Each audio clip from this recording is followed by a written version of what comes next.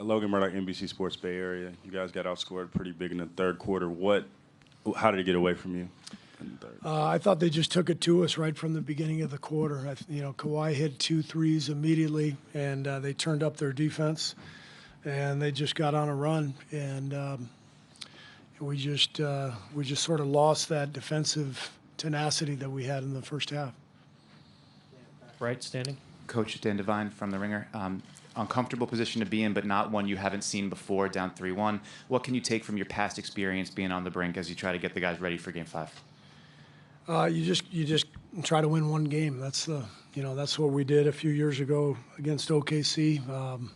Win one game and then you move forward. So that's our focus now. We'll fly to Toronto tomorrow and take a look at the film, see what we can do better, and try to win a game. We've won a lot of games over the years, so I'll try to win another one.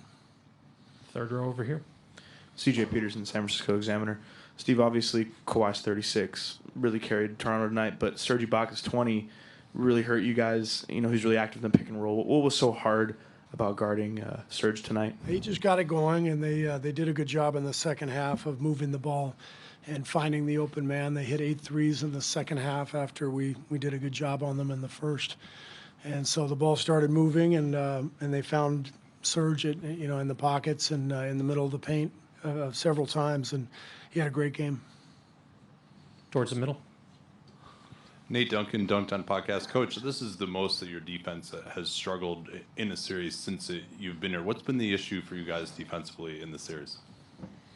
We're playing a really good team that moves the ball. And I think we've had our moments defensively, but we haven't been able to string together the stops over the course of a game that we've needed to. So I give them the credit. They've just played really well offensively, and they got a lot of threats out there, a lot of shooters, a lot of passers, and so they're playing well. And we've got to do better. Phil, fourth row on the right. Hey, Steve. Phil Barber, Santa Rosa Press Democrat. It seemed like Steph struggled to find shots for a lot of the evening. What were you trying to do to get him shots? And in retrospect, could you have done more? Well, we'll take a look at the tape.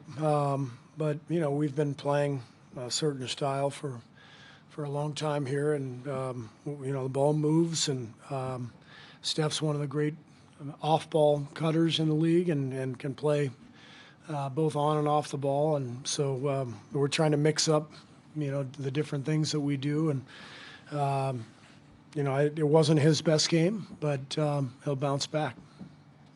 Tim on the back left. Steve, Tim Reynolds with the AP.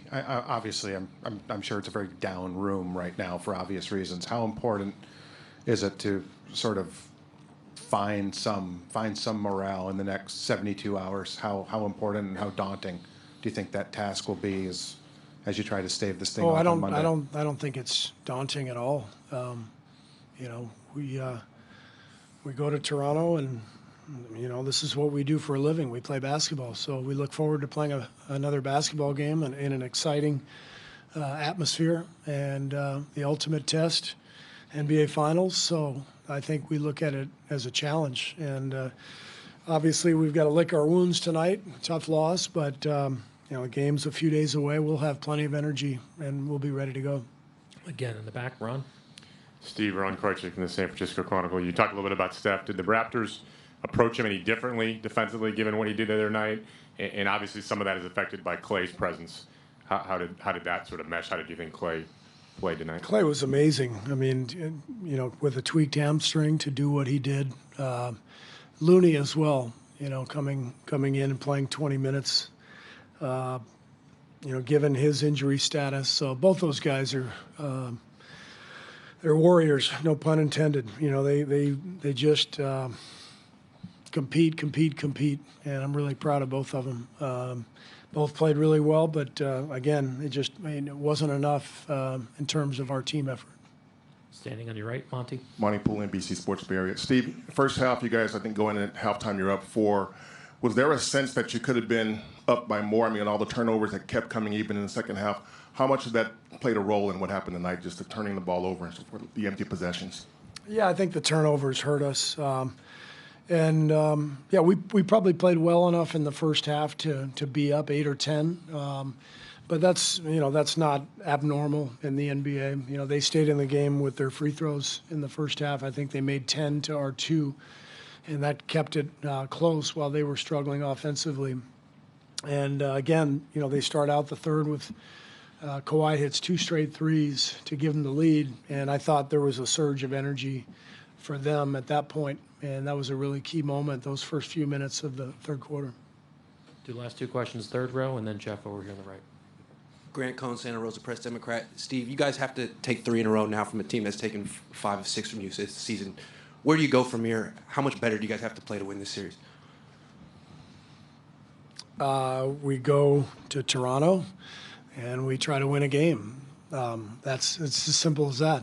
So we're not thinking about winning 3 games. We're thinking about winning 1 game, and that's the task. So I know we're capable. We got a lot of talent, and we got a lot of pride. These guys have been to the finals 5 straight years for a reason.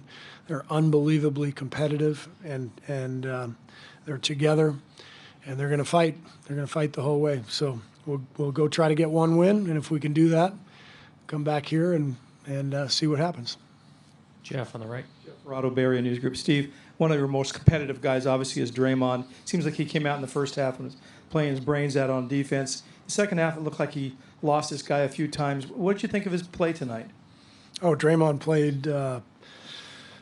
He played so hard tonight out there. The first half, the intensity level was incredible. Just to see the athleticism and the defensive energy by both teams, it was amazing. And Draymond's always right at the center of all that. One of the best defenders I've ever seen, and he's flying around and doing his thing and covering everybody, and then offensively, handling the ball and trying to distribute the ball to our shooters. And so Draymond always makes a huge impact on the game, and I thought he did tonight. But again, it was a group effort, and we didn't have enough as a group to win the game.